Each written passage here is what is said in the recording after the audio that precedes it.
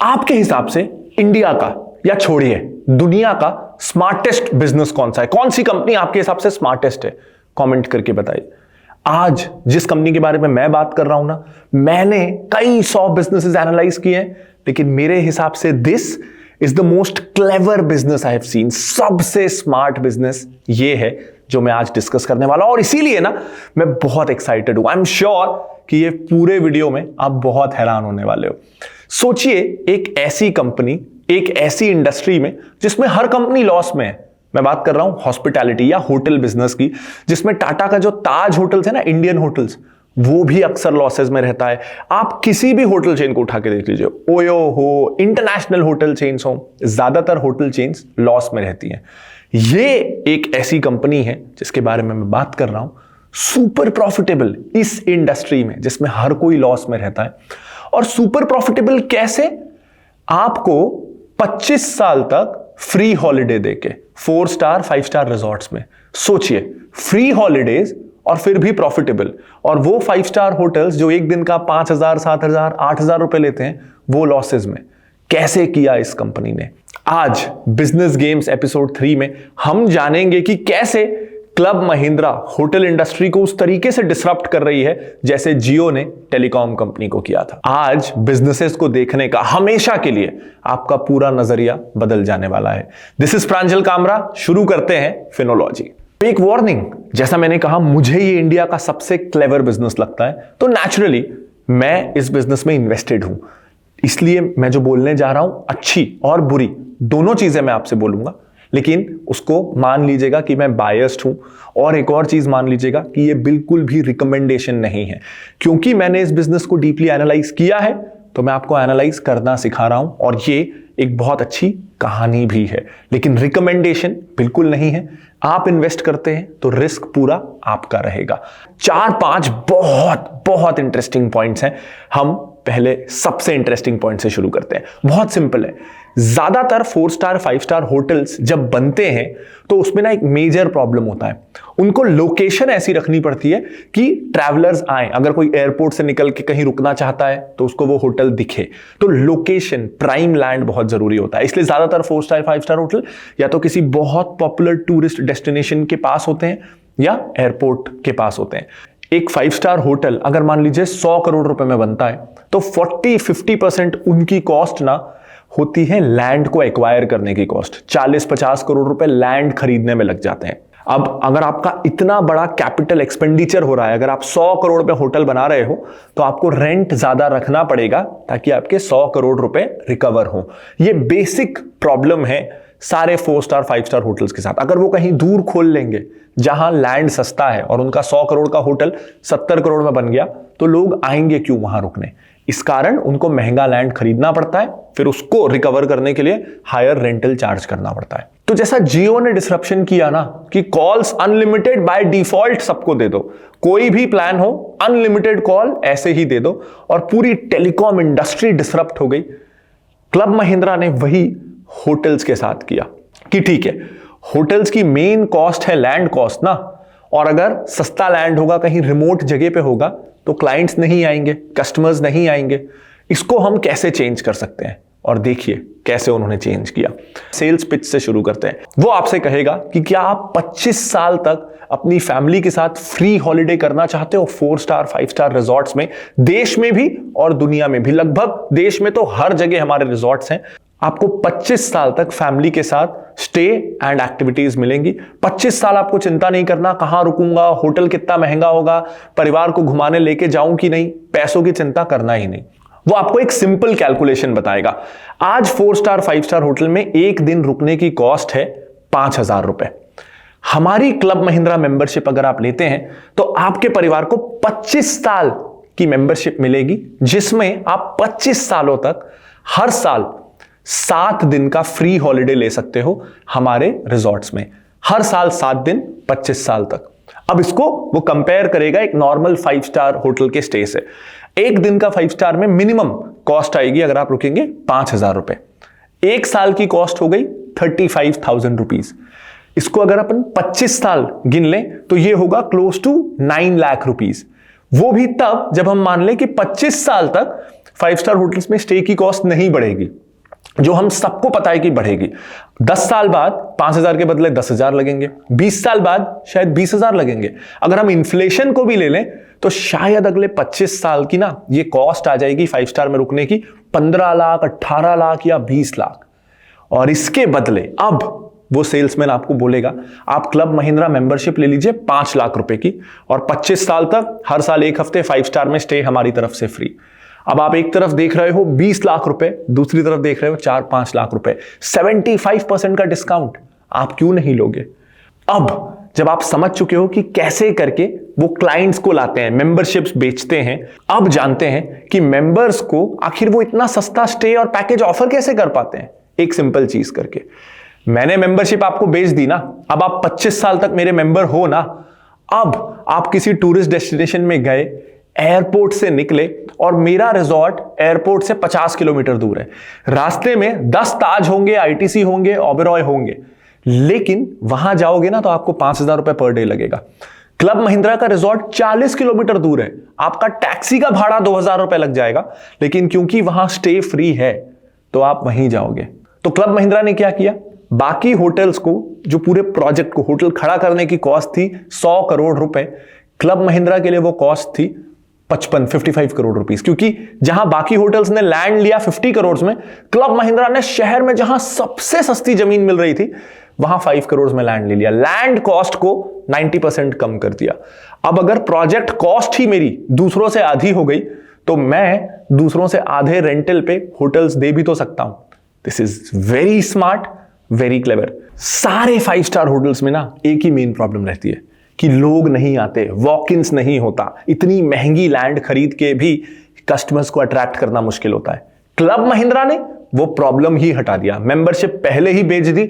अब कहीं भी रिजॉर्ट खोलो, कस्टमर खुद आएगा फ्री स्टे के लालच में, हमको उसको इनवाइट ही नहीं करना, कस्टमर खुद आएगा। दूसरा, इनकी सेल्स टीम का मैजिक देखिए, इस सेल्स पिच का मैजिक देखिए, क्योंकि हम में से हर कोई ना, अगर हमारी फैमिली है, हमारी शादी हुई है, बच्चे हैं, तो हम उनको हर साल गर्मियों में अच्छा हॉलिडे देना चाहते हैं। That's like definition of a happy family. तो अगर आप किसी परिवार के पास जा रहे हो और उनको बोल रहे हो हम आपके परिवार को हर साल हैप्पी हॉलिडेज दे सकते हैं, वो एक स्ट्रॉन्ग पिच है।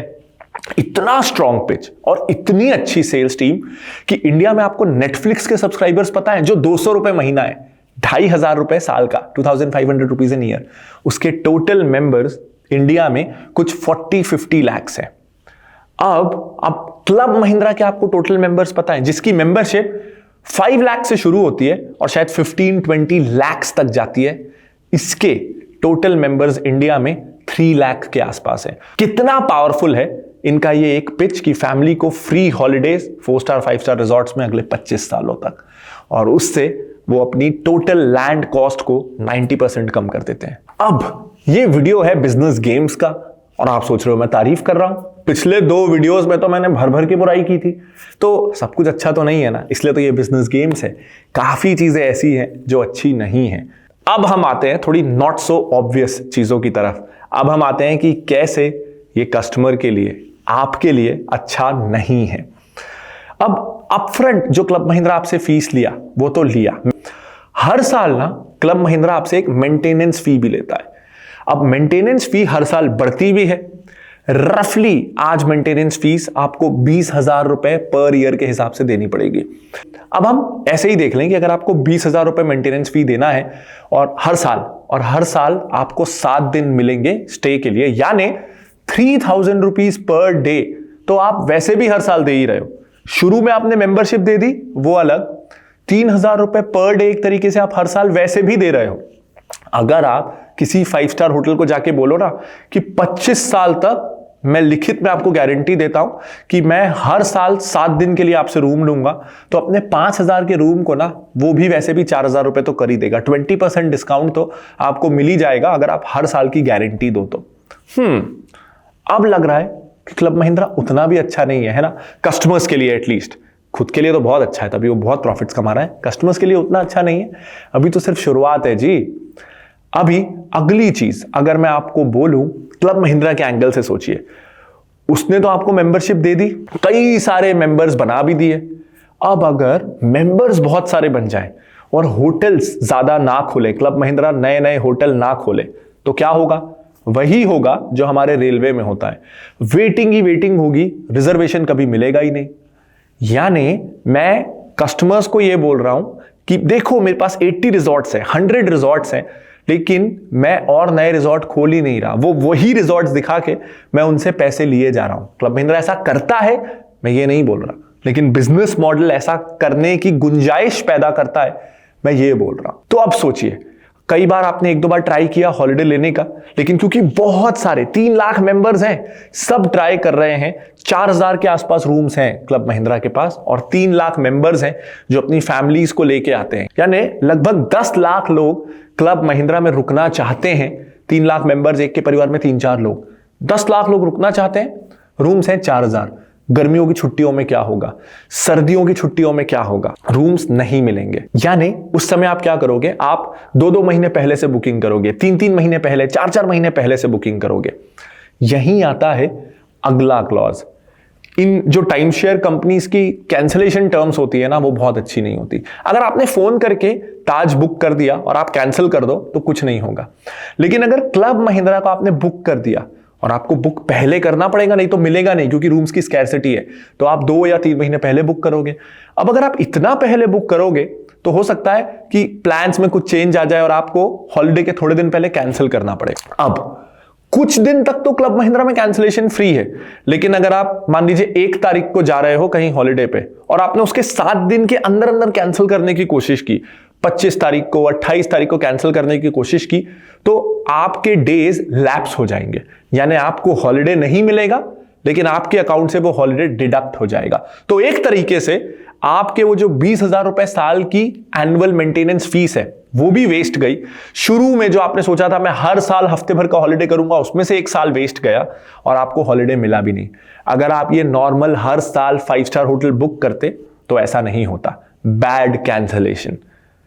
अब अगर थोड़ा इसमें तड़का और लगा दे तो क्लब महिंद्रा ने आपको तो मेंबरशिप दे दी, अब अगर आप रुकने जाओगे तो उनको फ्री में आपको रुकवाना पड़ेगा।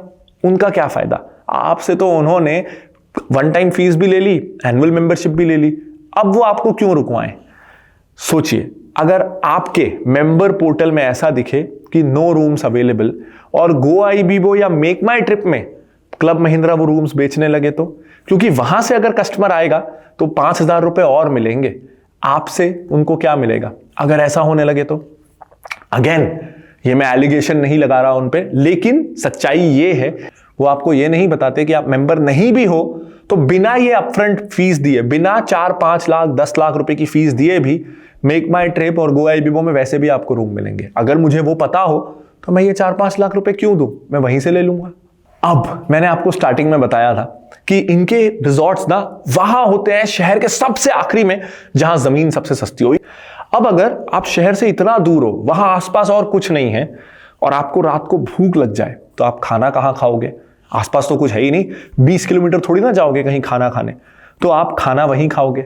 अब खाना अगर सिर्फ बुफे हो तो आपको थोड़ी सी भी भूख लगी है तो भी आपको 1200-1500 रुपए का बुफे ही खाना है, तो आपके एक बार में थोड़ी सी भूख मिटाने के लिए 1500 रुपए चले गए, क्योंकि और तो कोई ऑप्शन आपके पास है ही नहीं। क्लब महिंद्रा में ना 2 चीजें और हैं।